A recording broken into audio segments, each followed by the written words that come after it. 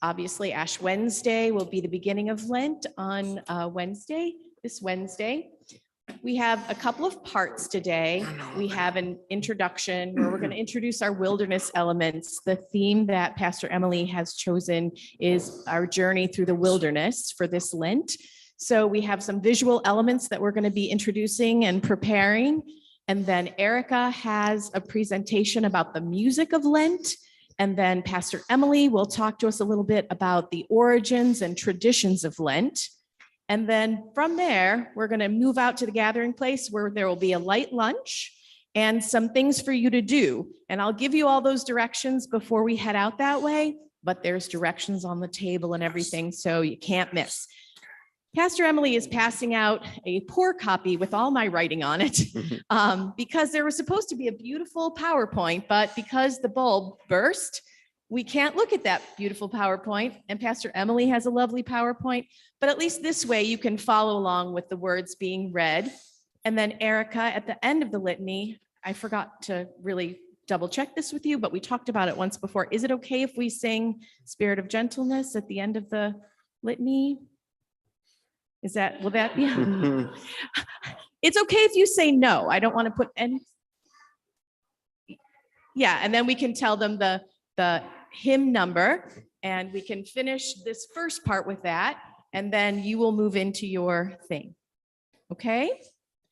So has everyone's Spirit of Gentleness? I think Pastor Emily has my notes somewhere with I have it written on my thing actually somewhere. 396. And then we'll have copies of Pastor Emily's PowerPoint as well. So yeah, we'll email it, but that way you can follow along. Okay? Are you good, Miss Erica?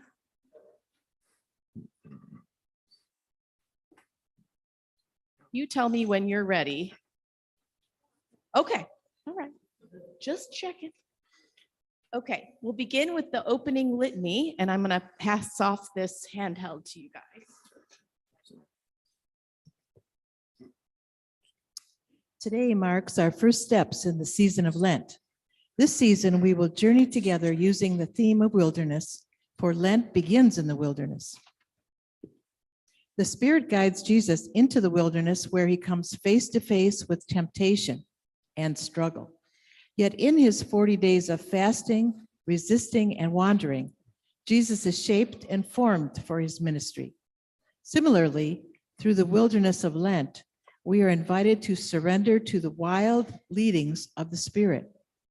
We rarely enter the wilderness willingly, but hopefully through our wandering, we remember who we are and whose we are. As you can see, our sanctuary is adorned with elements of the wilderness. Instead of running away from the wilderness, we have brought the wilderness in to face it, confront it, and find our way through it. These elements remind us of the many layers of the wilderness. And in these layers, we find meaning and the courage to carry on.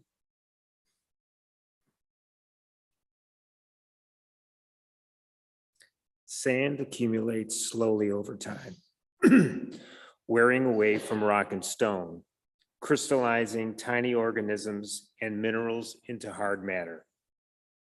In the deep crust of the earth, grains of sand compress into stone. Sand reminds us that the wilderness has history. For as long as there has been creation, there has been wilderness. Friends, the wilderness is somewhere we've been before.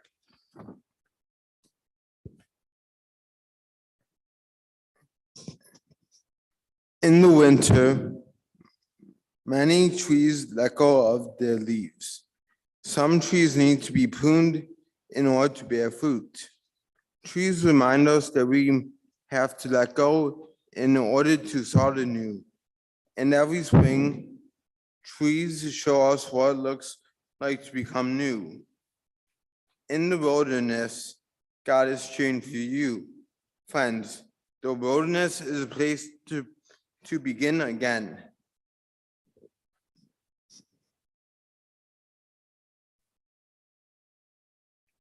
In the Bible, the wilderness was often like a maze for the lost. Jacob wrestled with the mysterious angel through the night in the wilderness. The Israelites escaped to the desert and then wandered there for 40 years. Jesus encountered the Samaritan woman alone by a well in the midday heat. But often the wilderness was also a place to encounter the divine. When Jacob dreamt of a ladder leading to heaven, he placed a stone to mark the spot. He called the holy place Bethel, God's house. Even when we are lost or walking in the dark, stones remind us that God is transforming our terrain into holy ground. Moss has no roots and requires no soil. Instead, it grows on the face of stone. Moss is known for its hardiness. It can sustain drought, too much rain, and cold temperatures. Some mosses can grow again after being frozen for over 1,000 years. Moss reminds us that the wilderness is a place of new life, of resilient life. Friends, we learn who we are in the wilderness. We learn who God is in the wilderness. We learn how to take the next step, how to find comfort with the unknown, and how to trust God's call in the wilderness.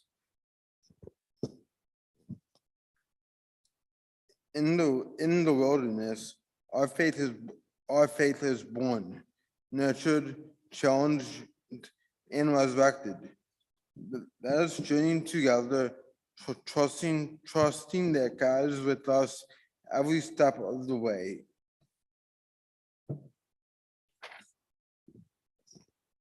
Will you join us in singing hymn 396?